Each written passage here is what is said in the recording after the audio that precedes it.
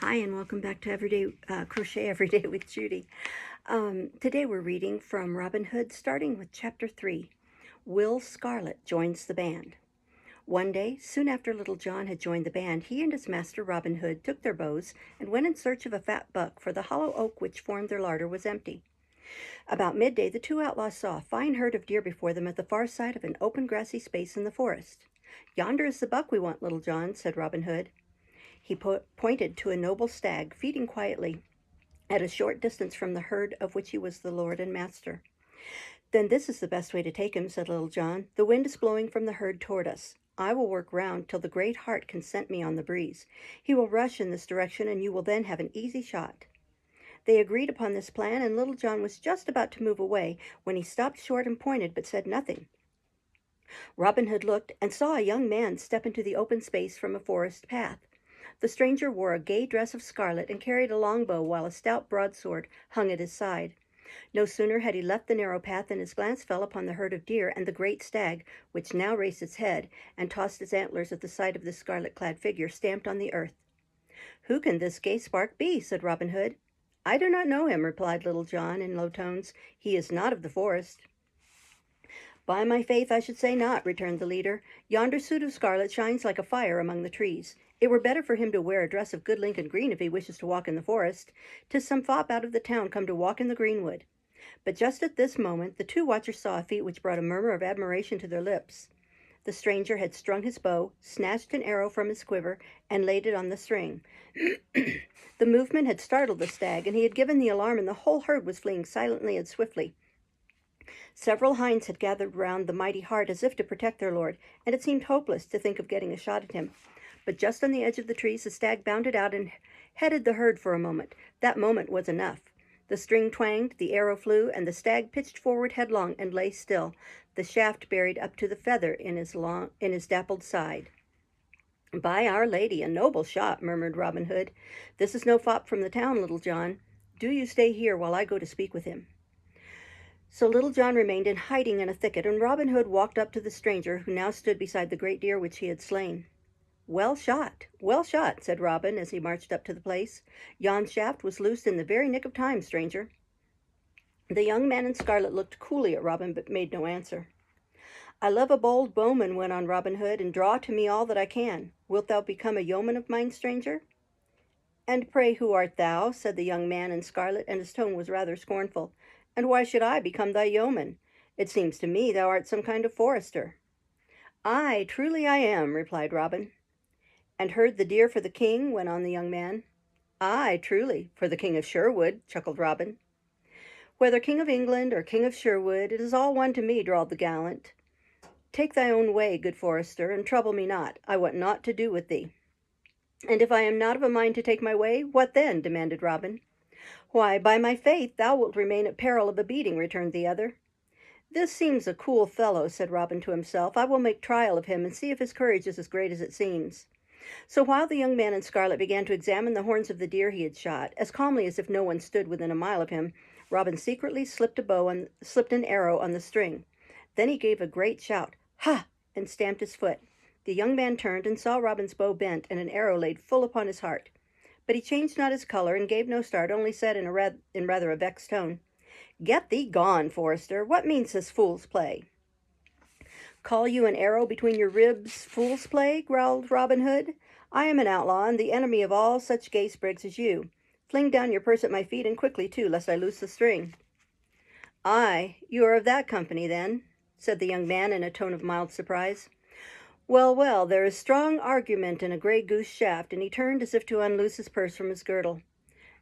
Excuse me.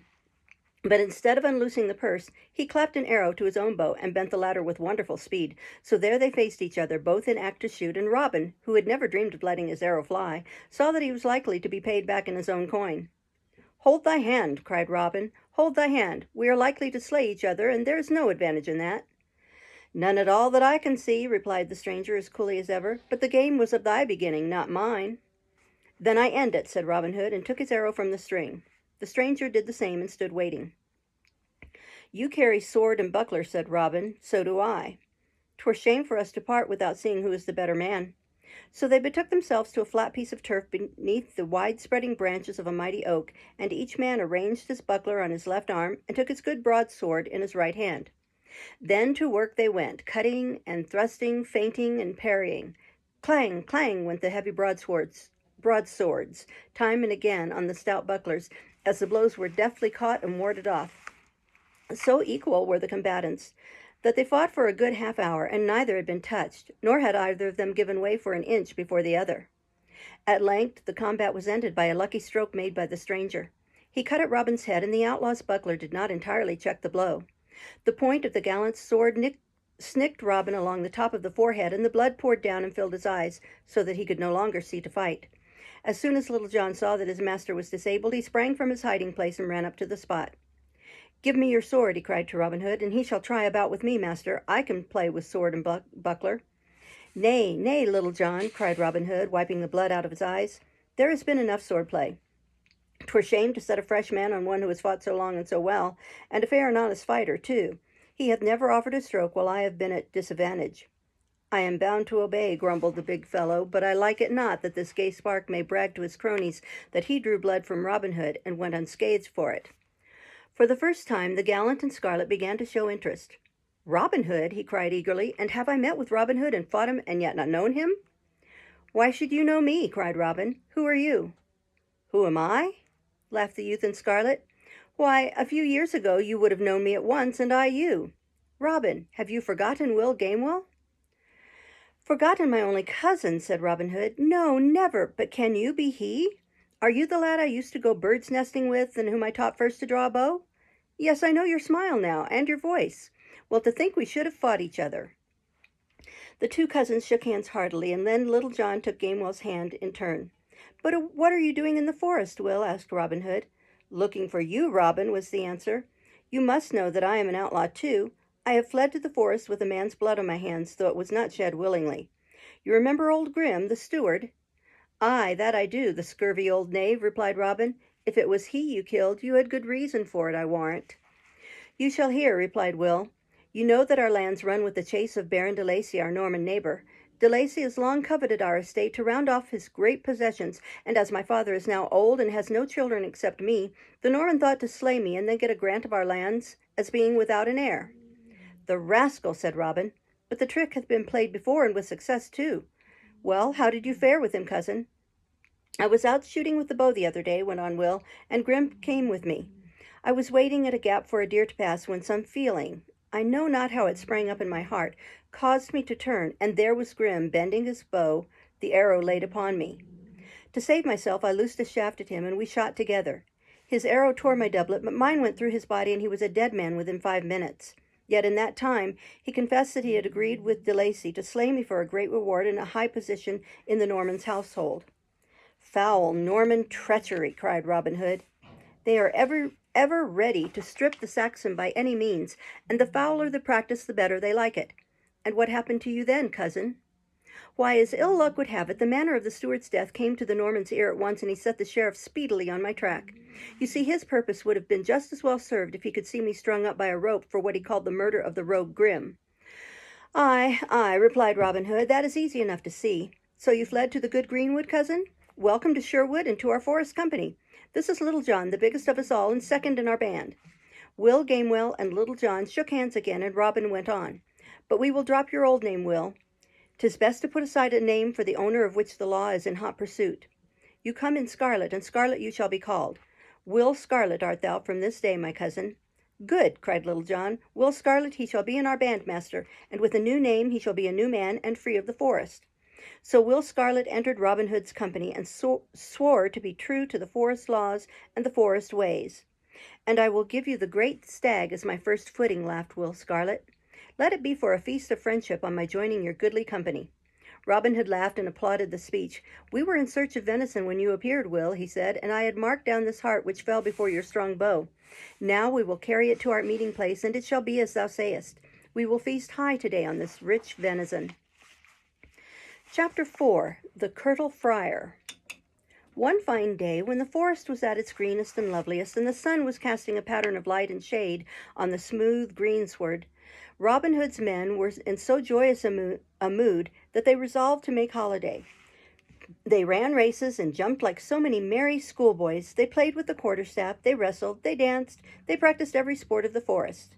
But at last they came to the sport which was nearest and dearest to their hearts, the use of the good longbow. They might try their hands at this or that, but in the end they were certain to betake themselves with new delight to their beloved archery.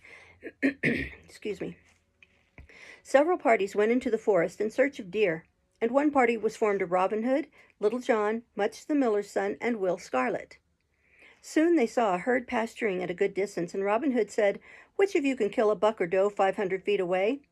Instantly Will Scarlet killed a buck, and Much killed a doe, but Little John drew his great bow and loosed a mighty shaft and sent it humming through the heart of a big stag more than 500 feet away. "Good shot!" cried Robin Hood. "God's blessing on thy heart, Little John. I would go 100 miles to find the man who could match you with the bow." Will Scarlet began to laugh upon hearing this speech. "You need not go 100 miles, Robin," he cried. "You can meet his match nearer than that." "I know not where to go," replied Robin Hood. "Why, to Fountain's Abbey," cried Will Scarlet. "There you may find a curtal friar who can draw a strong bow with any man. He will beat Little John, I or you either." Robin Hood pricked up his ears when he heard this. His master passion to draw a stout fellow to him awoke at once, and he vowed that he would seek out this famous friar without delay. So he made himself ready for the journey, and away he went. Robin was well armed, for the country into which he meant to venture was a dangerous one for him if he should become known. He wore a coat and cap of steel, a good sword at his side, a buckler on his arm, a sheaf of arrows slung at his belt, and his trusty longbow at his shoulder. At last he rode into the beautiful dale where Fountain's Abbey stood and where its ruins stand to this day, and saw the river calmly gliding, a band of silver, through the sweet valley. He drew rein to glance over the scene, and as he looked he saw a figure walking at the waterside. It was a strange figure, for though it was wrapped in the robe of a curtal friar with a cord round the waist, a steel cap was on the friar's head, and a sword and buckler were at his side. "By my faith," thought Robin, "this should be my man. If he be a friar, he has the air of a fighting friar, and he must be the man I seek. Now will I make trial of him." So Robin sprang down from the saddle, tied his horse to a thorn, and went to meet the curtal friar. Robin followed a path which ran down straight to the river, and then appeared on the other side. "There is a ford there," thought Robin Hood, "and I am in mind to cross it dry-shod, and the friar shall take me over." Now where is he? For the burly form of the curtal friar had disappeared among the bushes that fringed the stream. Presently Robin saw him coming back. The friar was pacing to and fro on the river bank, reading from his missal. As he came, he began to chant a psalm, and his voice was like the bellowing of a bull. Suddenly the friar's voice stopped in mid-verse. He had gained the point where the road ran into the river, and there stood a stranger whose bow was bent, and whose shaft was pointed full upon him. Such a sight as this would have dismayed many, but the curtal friar took it very calmly. His round, red, plump face lost not a shade of color. His little pig-like eyes, almost hidden in the fat of his cheeks, were filled more with amusement than alarm, and he thrust his steel cap back and scratched his bald, shiny noddle with one forefinger. "Ay, faith," he said, "ye may put down that bow and arrow, my son. If your purpose be robbery, 'tis useless. Not the smallest coin have I about me, and 'twere trying to dine off a dry bone to rob a curtal friar, a man vowed to poverty. And if your purpose be not robbery, I know not why you should point a shaft at me, since never before have I set eyes upon your face." "Nay, friar," said Robin, "I seek neither thy life nor thy money. I do but wish to have thy aid in crossing this ford, for I see that the water runs deep after rain. Therefore, take me on thy back and carry me over." The friar said nothing, only pulled a wry face in so comic a fashion that Robin Hood had much ado not to burst into a fit of laughter. But the holy man carefully laid his missal down and prepared to take the outlaw on his broad, burly back. Robin Hood leaped merrily to his perch, and silently the friar strode into the water, and soon they reached the other side. When they were over the stream, Robin Hood sprang nimbly from the friar's back and turned to thank him, but as he was doing so, he felt himself seized in a grip of iron and saw a dagger at his throat. "What means this, friar?" he cried. "What, would you shed my blood? Know you not that a churchman is forbidden to shed blood?" "The blame will rest on thee, my son, if blood be shed," replied the friar with a grim chuckle. "Obey but my simple commands, and your skin is safe. Refuse, and I will slit your wheeze and 3 fingers deep." "And what dost thou ask?" cried Robin. "I have left my missal on the farther side," said the curtal friar. "Lend thy aid, I pray thee, to convey me over this rude stream, that I may recover it." This was a bitter pill for Robin to swallow, to be obliged to carry the friar back, but there was no dodging out of it. The knife was at his throat, and the Curtal Friar had the strength of a bull, as well as the voice of one. So Robin was compelled to bend his back and take up the enormous weight of the stout friar, who was almost as thick as he was long. It was a long time before Robin Hood forgot that trip across the ford with the Curtal Friar on his back. It seemed as if no mortal man could be such a frightful load as the friar proved. Robin was bent two double under it, and every bone in his body seemed to crack under the weight of the friar's burly form. Then Robin knew not the ford as the other did, and he floundered into holes and slid about on slippery stones, and time and again was within an ace of going down headlong into the stream. But the friar tugged his hair, jerking him up when he appeared about to fall, and pounding him with both heels like one urging a reluctant steed across.